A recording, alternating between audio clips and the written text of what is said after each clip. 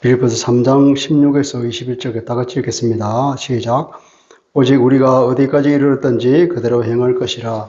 형제들아, 너희는 함께 나를 본받아라. 그리고 너희가 우리를 본받은 것처럼 그와 같이 행하는 자들을 눈여겨보라. 내가 여러 번 너희에게 말하였거니와 이제도 눈물을 흘리며 말하노니 여러 사람들이 그리스도의 십자가의 원수로 행하느니라. 그들의 마침은 멸망이요 그들의 신은 배요 그 영광은 그들의 부끄러움이 있고 땅의 일을 생각하는 자라. 그러나 우리의 힘이 그는 하늘에 있는지라. 거기로부터 구원하는 자 곧 주 예수 그리스도를 기다리노니 그는 만물을 자기에게 복종하게 하실 수 있는 자의 역사로 우리의 낮은 몸을 자기 영광의 몸의 형체와 같이 변하게 하시리라. 아멘. 하나님의 말씀입니다. 여러분, 산을 등반하는 사람이 나침반을 잃어버리고 길을 잃었다면 어떻게 될까요? 숲에서 길을 잃었는데 나침반이 없으면 아무리 시도가 있더라도 제대로 나올 수 없습니다. 방향을 잡지 못하면 인간에게는 특이한 현상이 있다는데 한쪽으로만 계속 가서 결국은 그 자기가 있던 그 원점으로 돌아오는 그런 경향이 있다고 합니다.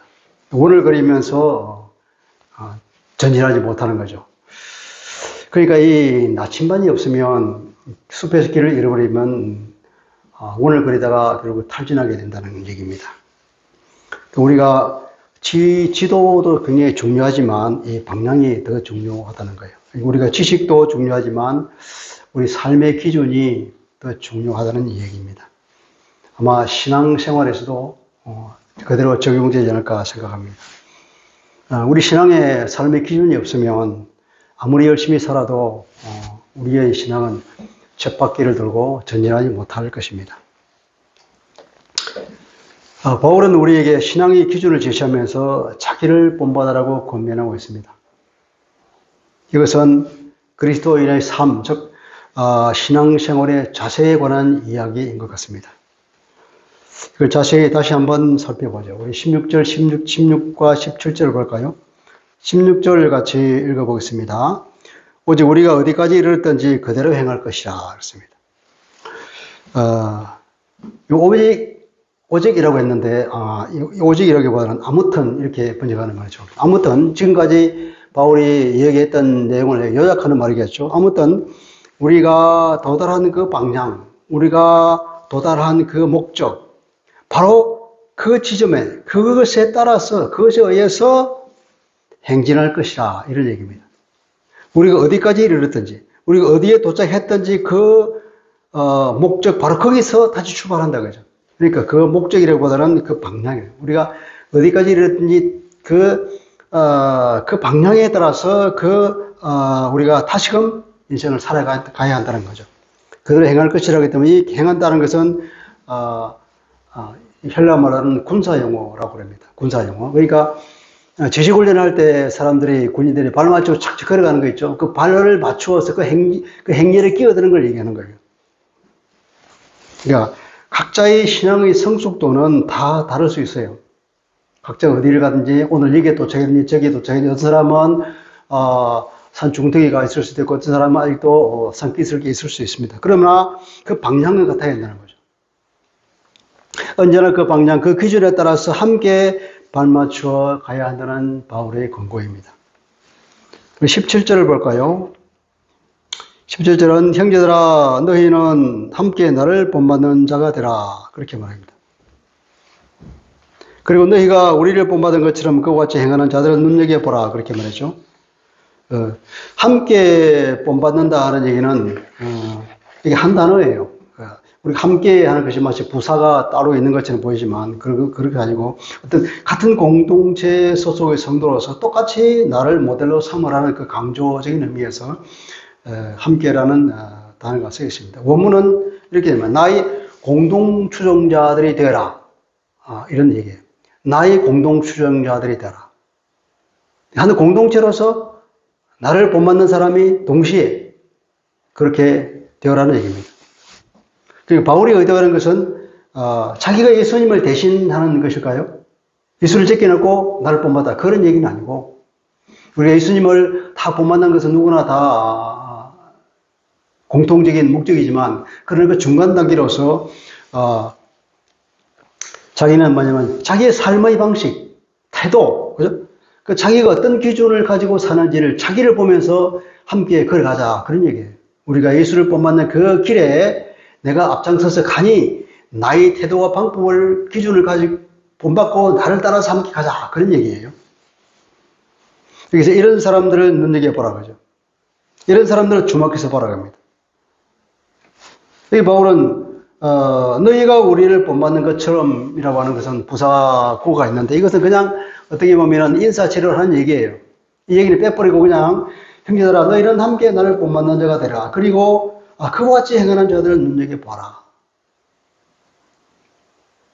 너를 본받기 위해서 열심히 살아가는 그 사람들은 눈여겨봐봐라. 잘 관찰해봐라 이 말이에요.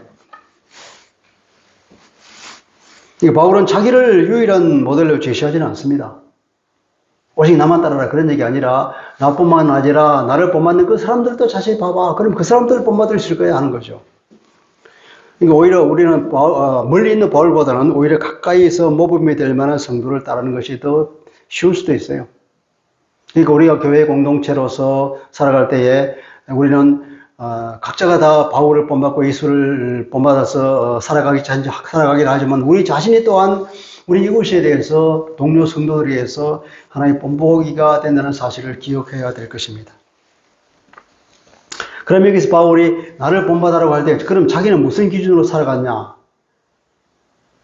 그 기준이 도대체 무엇인가 하는 생각이 들겠죠? 그것은 10절부터 14절에서 바울이 간정처럼 얘기한 그 얘기에 담겨 있다고 봅니다. 거기 보면은 바울은 그리스도를 아는 지식을 가장 가치 있는 것으로 여겼습니다. 그리스도를 아는 것, 여러분 어떻게 해야 그리스도를 알 수 있을까요? 우리가 이재명 대통령을 알지요. 그러나 그분은 우리가 이름으로만 압니다. 우리 개인적으로 교제를 나눠본 적도 없고 한 번도 얼굴을 대면해서 본 적도 없습니다. 그런데 우리는 그걸 안다고 그러죠. 그런 아는 것이 아니죠. 바울의 얘기는 그렇게 아는 것보다는 오히려 그분을 친히 경험해 보고 싶다는 얘기예요. 그분의 마음이 어떤 마음인가? 그분이 어떤 심정으로 살았을까? 그분이 고통을 당할 때 어떤 심정이었을까? 무슨 너희대로 그렇게 많은 가르침을 했을까? 주님은 하나님의 말씀을 순종할 때 어떤 마음이었을까? 그런 것들을 바울은 다 알기를 원한다는 거죠. 그래야만이 내가 주님께서 걸어가신 그 길을 걸어갈 수 있고 주님을 닮아갈 수 있잖아요. 그 그리스도를 아는 지식이라고 하는 가장 고상한인데 그 지식을 알기 위해서는 바울은 필연적으로 그분의 고난과 심지어 그분의 죽음까지도 통과해야만이 그분을 알 수 있다고 그렇게 우리에게 얘기하고 있습니다. 그건 정말 맞는 말이죠. 그분이 산 삶을 똑같이 살아본다면 아마 그분을 분명히 알 수 있을 것입니다. 바울은 그분의 고난, 그분의 죽음을 경험하지 않고는 그분의 부활을 알 수 없다고 단정하고 있죠. 그래서 그는 어떻게든지 부활에 이르기를 원한다. 그러면 예수 그리스도 더 깊이 알기 위해서는 그분이 어떤 그 고난, 심리를 그분이 죽었는데 그 죽음도 같이 동참함으로써 그 부활의 의미가 무엇인지, 그 부활의 능력이 무엇인지를 더 깊이 알 수 있다는 거죠. 그래서 그는 어떻게든지 그 부활에 이르고자 한다. 다시 말하면 어떻게든지 주님을 더 깊이 알기를 원한다는 거예요. 그래서 그리스도에게 사로잡혀 살고 싶다고 고백하고 있잖아요. 그러면서 자기는 아직도 자기는 그리스도를 다 모른다. 그래서 표대를 향하여서 달려간다고 그러잖아요.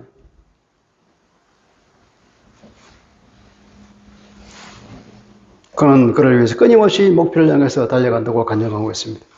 16절에 바로 이런 기준에 따라서 군인들이 제식훈련을 하듯이 신앙생활을 해야 한다고 우리에게 말해주고 17절에는 바울의 이러한 신앙생활의 태도 기준을 본받아서 그를 본받는 사람들 눈여겨보고 모두가 그렇게 살기를 간절히 바란다는 바울의 권고를 우리가 읽을 수가 있습니다. 여러분, 나는 누구를 모델로 살고 있는가 한번 들어봅시다. 우리 모두에게 그리스도가 기준이긴 하지만 우리에게는 그리스도보다도 바울의 삶의 태도를 따르는 것이 더 실제적이겠죠. 근데 바울을 넘어서서 우리가 누구를 우리 주변에 모델이 있습니까? 다른 말로 또 나는 내 삶은 누구의 본이 되고 있을까요? 우리가 좋은 본을 보일까요? 나쁜 본을 보일까요? 그런 의미에서 우리는 우리가 가슴에 손을 얹고 다시 우리를 되돌아봐야 할 것 같습니다. 누구는 완전한 사람이 없잖아요. 두 번째로 바울은 우리에게 말할 때 이런 기준을 가지고 살아가기 위해서는 우리가 누구인가를 인식하는 것이 중요하다고 말합니다. 20절입니다. 이거 다 같이 읽어볼까요?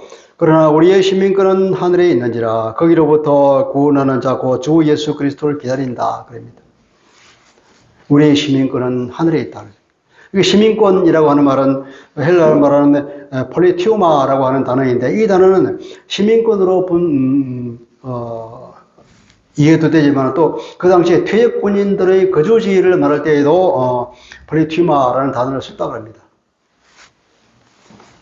그러니까 여기서는 아마도 빌립보가 퇴역군인들을 위해서 만든 도시고 새롭게 도시를 재개발을 했고 그래서 거기에 있는 퇴역군인들이 다 로마 시민권을 얻어서 아주 자랑스럽게 자부심을 가지고 살고 있는 도시잖아요. 그러니까 이 폴리티우마라고 하는 것은 퇴역군인들의 거주지, 즉 빌립보 도시를 말하는지도 모르겠습니다. 그러니까 그들은 빌립보 도시에 대해 굉장히 자랑스럽게 생각한 거죠. 아마 바울은 이것을 염두에 두고 그렇게 말했을 것입니다. 빌립보 성도들, 아마 퇴역군인들이 많았을 것인데 그들이 로마 시민권을 자랑스럽게 생각하겠죠. 그러나 그 로마 시민권보다도 훨씬 더 비교조차 할 수 없는 하늘의 시민권을 가지고 있다는 것을 바울이 그들에게 인식시켜 주는 겁니다. 그런 겁니다. 이것이 그리스도인들의 자부심의 원천이 아니겠습니까? 그래서 우리는 이 땅에서는 잠시 살고 가는 나그네입니다. 그러니까 이 땅에서 우리가 사는 것은 잠시 스쳐가는 곳이지 영원히 있을 곳이 아니란 거예요. 그래서 베드로전서 1장 1절에도 우리를 나그네라고 그러잖아요. 나그네. 한국에 와서 일하는 노동자들 보셨습니까? 그들이 한국에 가서 집 삽니까? 그건 집 안 사요. 돈 있으면 전부 다 본국에 붙여주고 사는 거지. 여기는 그냥 언제 때가 되면 떠날 것이라고 생각하는 겁니다. 우리도 그런 심정으로 살았으면 좋겠습니다. 그리고 또한 우리에게 소망이 있습니다. 1절 후반절에 보면 거기로부터 구원하는 자 곧 주 예수 그리스도를 기다린다 그럽니다. 그래서 거기로부터 그랬는데 거기는 어디입니까? 하늘이잖아요. 하늘로부터. 예, 마치 하늘로부터 기다린다 이런 뜻으로 이해할 수 있도록 오도될 수 있도록 되어 있는데 이것은 그런 의미가 아니고 하늘로부터의 구원하는 자 이 말이에요. 그러니까 하늘에서 오실 구원자 이렇게 번역해야 우리가 이해하기 더 쉬울 겁니다. 오해를 안 할 겁니다. 우리가 하늘에서 오실 그 구원자 곧 그리스도를 여기서 땅에서 기다리고 있다 이 말이죠. 기다리는 그것은 믿음입니다. 믿음은 곧 기다림이죠. 우리가 아무리 어렵더라도 현실이 척박하더라도 이 기다림 때문에 이 믿음 때문에 우리는 견딜 수 있는 것입니다. 주님께서 재림하실 때 우리는 한순간 주님처럼 영광스러운 부활체로 변화될 것입니다. 그렇잖아요. 그는 만물을 자기에게 복종하게 하실 수 있는 자의 역사로 우리의 낮은 몸을 자기 영광의 몸의 형체와 같이 변하게 하시리라. 21절입니다.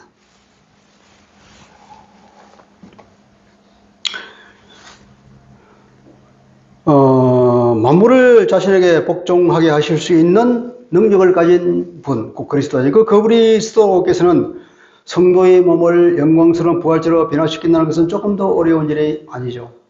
주님이 부활하실 때 그때, 재림하실 때 우리 예수께서 모든 사람들은 하늘로 들려 올라가고 그 순간 우리는 주님의 몸처럼 부활체처럼 우리가 상상하지 못하는 그런 몸으로 그리고 더 이상 죄에 흔들리지 아니한 거룩한 몸으로 변화될 것입니다. 얼마나 자랑스럽겠습니까? 영광스럽겠습니까? 이 정체성이라고 하는 것은 우리 삶에서 굉장히 중요합니다. 정체성이 그 사람의 삶을 규정합니다. 그러니까 왕은 왕의 삶을 살게 되고 거지는 거지의 삶을 살게 되어 있습니다. 그 사람이 왕이면 왕의 삶을 살게 되어 있어요. 그 사람이 거지면 거지로 그냥 사는 게 만족하죠. 이 인식이 분명해야만이 우리가 우리의 정체성에 맞는 삶을 살 수가 있습니다. 이 인식이 흐리멍텅해지면 우리가 세상에 흡수되기가 쉽죠. 우리가 분명한 인식을 가질수록 우리는 세상 사람들처럼 살지 않게 될 수 있습니다. 그리고 구별된 삶, 경건한 삶을 살게 됩니다. 그래서 바울은 이 그리스도인의 정체성에 대해서 우리에게 분명히 소망 가운데 자랑스럽게 말하고 있는 것입니다. 이들 로마 시민권 그것보다는 훨씬 비교할 수 없는 우리가 하늘의 시민권을 가지고 장차 우리는 그 영광스러운 몸으로 변화되어서 주님 앞으로 올라간다는 그 사실, 그걸 늘 인식하며 살아라 하는 것입니다. 여러분, 혹시 여러분은 세상 사람들처럼 살고 있지는 않습니까? 하늘의 시민답게 살고 있습니까? 혹시 물질적인 어떤 것에 목숨을 걸고 있지는 않나요? 이 땅의 영광을 성도의 영광보다도 더 귀하게 생각하고 있지는 않습니까? 성도라는 것은 아무것도 없어도 모든 것을 가진 자라고 그랬습니다. 고린도후서 6장에서 그렇게 말하고 있죠. 그걸 한번 같이 읽어볼까요?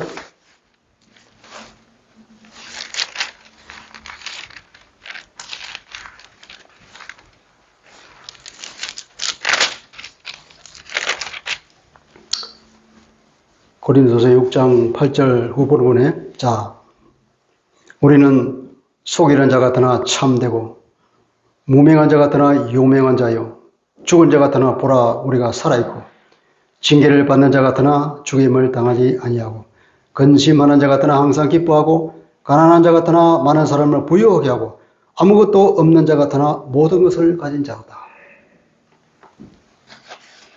이것이 바울의 고백입니다. 이것이 모든 성도의 고백에 대할 줄 믿고 나의 고백에 대할 줄로 믿습니다. 우리는 비록 이 세상에서는 아무것도 가진 자 없지만 우리는 그리스도를 가졌기 때문에 우리가 천국 소망이 있기 때문에 우리는 모든 가진 것을 가진 이로서 우리는 여유를 가질 수가 있습니다. 모든 것이 풍족한 사람은 사는 것이 여유롭죠. 양보하고 베풀면서 살 수 있습니다. 여러분 18절 19절에서는 바울은 이거는 정반대로 잘못된 기준에 따라 사는 사람을 대해서 잠깐 소개합니다. 이들은 십자가의 원수로 사는 사람들을 그랬습니다. 18절을 보면 18절에 이렇게 말합니다.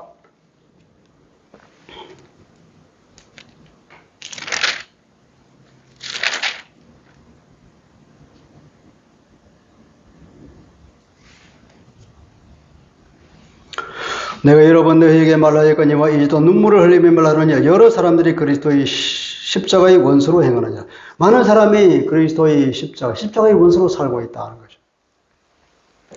제가 보면 왜냐하면이라는 말이 붙어 있습니다.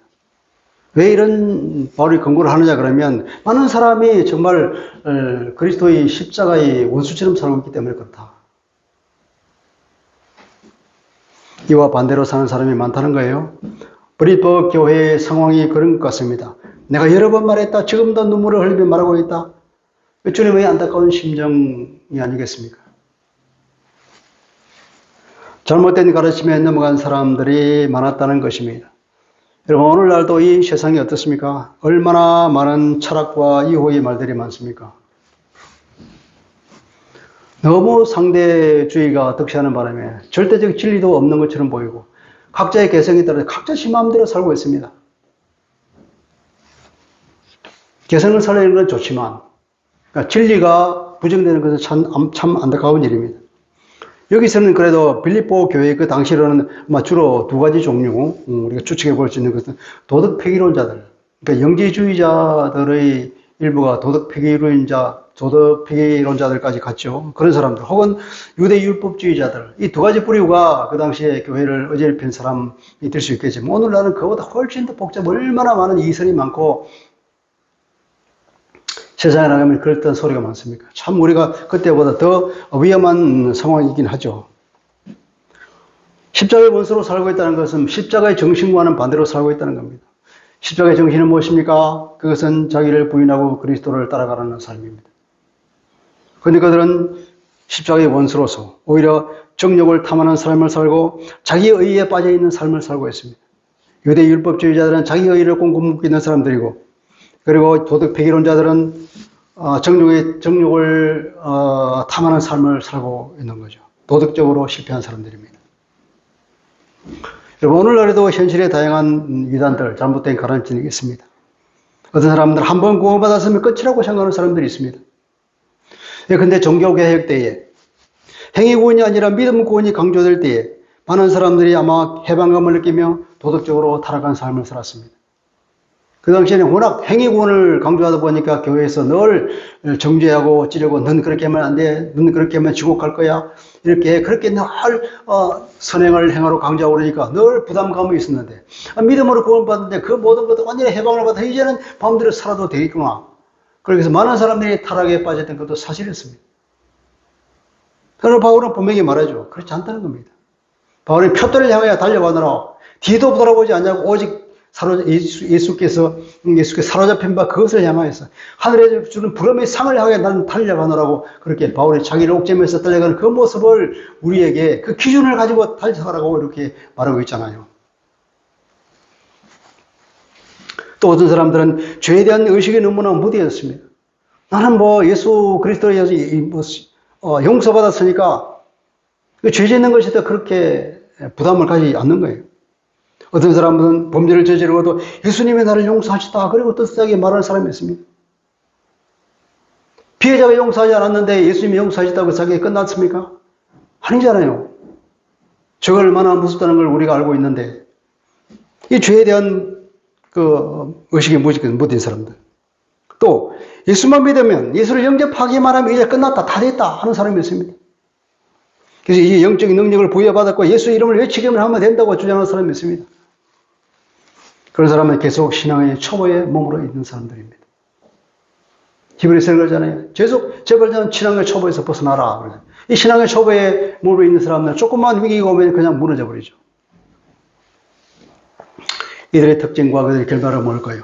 19절에 보면 그들의 마지막 멸망이요. 그들의 마지막, 그들의 최후는 멸망이라는 것입니다. 그들의 신은 배요, 그 영광은 그들의 부끄러움에 있고 땅의 일을 생각하는 자다. 그들은 땅만 일을 생각해요. 땅의 것, 세상적인 것만 생각하는, 거기에 푹 빠져 사는 사람들. 그리고 배가 그들의 신이라는 거예요. 육체의 만족을 위해 사는 사람, 혹은 유대 율법주의자는 먹는 문제가 그들의 신이라는 거죠. 이것은 먹으면 되고, 이것은 먹으면 안 되고, 저것은 우상에 바치는 것 때문에 안 되고, 그런 먹는 것에 그것이 자기들 신을 신기듯이 따지는 사람들. 이 율법주의자들은 배가 그들의 신이라고 볼 수 있습니다. 그리고 그들의 영광은 그들의 부끄러움에 있다. 그들이 추구하는 것은 결국은 그들에게 수치로 드러날 것이라는 겁니다. 그들은 육체의 욕망을 따르는 삶, 세상적인 것이 집착하고 영적인 것보다는 눈에 보이는 것을 따르는 사람들입니다. 어떤 삶을 사느냐. 그러니까 삶의 방향이나 기준이 그 사람의 마지막을 결정하는 겁니다. 결국은 그 마지막은 멸망이냐 아니면 영생이냐 하는 것은 현재의 어떤 삶을 살아가느냐가 미래를 우리에게 말해주고 있는 겁니다. 사람은 믿는 대로 사는 것입니다. 자기가 어떤 믿음을 가지고 있느냐에 따라서 그 삶이 겉으로 드러납니다. 말로는 예수를 믿는다, 예수를 나의 주님으로 구원자로 영접했다고 하면서 그 삶이 그와는 다르면 그 삶은 그 믿음이 어떤 것인지를 증명하는 겁니다. 그렇게 사는 것은 그 사람이 그런 믿음을 가지고 있다는 것입니다. 기준이 잘못되면 삶 전체가 다른 길로 흘러갑니다. 그러니까 그렇게 살아가는 사람의 그 심령에 있는 그 삶의 동기, 그 동기가 중요하다는 거예요. 그 삶의 동기가 믿음의 상태를 우리에게 말해주고 있는 겁니다. 그래서 바울은 우리에게 뭐라냐면은 그 믿음을 따라서 하지 아니하는 것은 다 죄다 그렇게 말했잖아요. 같아 보입니다. 행동은. 어떤 사람들은 율법을 추구합니다. 율법을 통해서 자기의 구원을 얻을 거라고 열심히 노력하죠. 바울도 열심히 살고 있습니다. 두 사람은 끝으로 보기는 꽃다고요. 다 열심히 삽니다. 그런데 바울의 동기는 뭡니까? 복음이에요. 근데 그 동기가 복음이냐 율법이냐에 따라서 달라지는 것이 그 끝으로 보는 행동은 똑같아 보이는 거예요. 로마서 14장 23절에 그래서 바울은 믿음에 따라서 살아라. 음식을 먹더라도 믿음에 따라서 이것은 죄가 안 된다고 믿으면 괜찮지만 죄가 된다고 믿으면서 그걸 먹으면 그것은 죄라는 거예요. 그래서 모든 일을 믿음에 따라서 해라. 자기가 믿음의 확신이 없이 그걸 행한다는 것은 그건 내가 죄를 지어도 괜찮다고 생각하고 그 일을 행하는 거잖아요. 바울은 뭐 그 지점을 지적하는 겁니다. 그것이 우리의 모든 삶의 동기는 믿음 가운데 있어야 한다는 겁니다. 말씀을 정리해 보겠습니다. 우리는 누구를 바라보는 자가 우리의 삶을 결정합니다. 우리가 어디에 속해 있는 자가 그 방향을 결정하죠. 그래서 그리스도를 바라봐야 됩니다. 그리스도의 순종과 선하심과 의로우심을 배워야겠죠. 우리가 그렇게 하기 위해서는 그런 삶을 살아간 바울을 바라보고 그가 살아간 삶의 기준과 태도를 따라가는 것이 중요하다는 겁니다. 바로 그리스도를 알기 위해서 그분의 고난과 죽음까지도 경험한 후에 부활에 이르고자 그렇게 애썼으며 그리스도에게 사로잡혀 살기 위해서 그리고 부름의 상을 위해서 앞만 바라보고 달려가는 삶의 태도와 자세를 가졌던 것입니다. 그리고 나의 정체성이 내 삶을 규정한다는 것을 생각하고 내가 어떤 사람인가를 계속 인식해야 되는 겁니다. 나는 천국 시민입니다. 나는 때가 되면 부활체로 변화되어서 그곳에 갈 것이라는 소망 가운데 삽니다.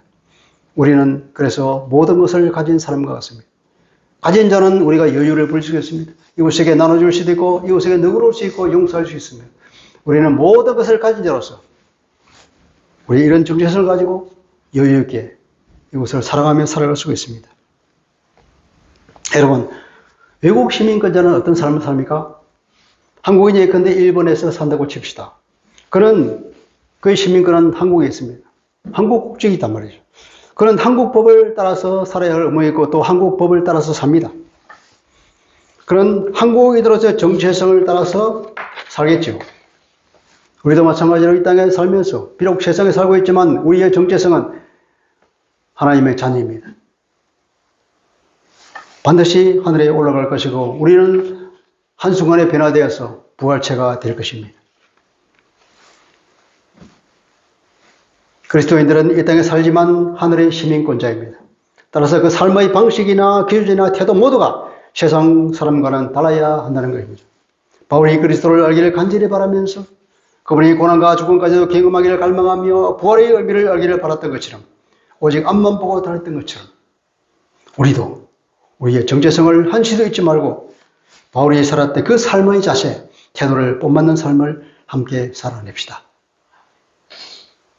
아버지 하나님, 오늘은 바울, 우리 빌립보서에서 우리에게 마지막으로 주는 그 권고를 들었습니다. 그런 그리스도를 아는 지식이 가장 고상함을 알았습니다.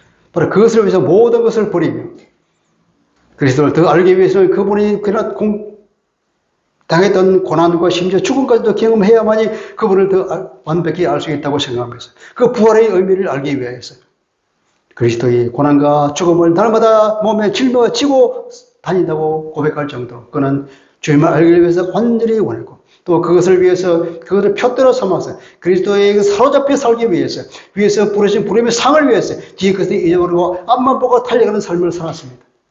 바로 이러한 삶의 자세와 태도와 기준을 우리가 본받기를 원합니다. 바로 또 우리에게 말하기를 우리가 하늘에 우리의 소망이 있다는 걸 살고 하늘이 하나님의 자녀, 하늘의 시민권을 가진 존재라는 것을 인식하기를 원한다고 그랬습니다.